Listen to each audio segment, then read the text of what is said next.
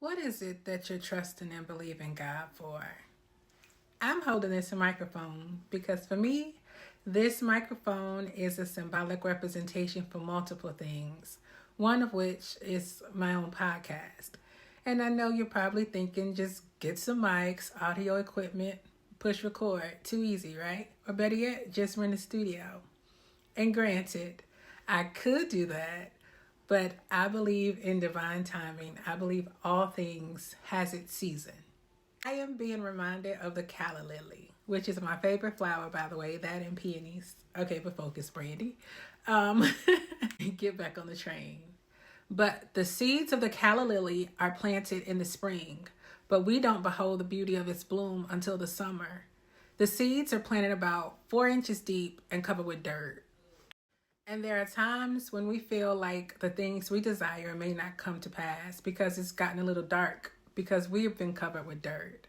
And it's when we don't see that forward movement that we tend to get impatient and try to rush the process, forgetting that dirt is actually fertilizer to help promote growth. That's what is called the waiting season or the void. And it's during that waiting season that God is cultivating our soul.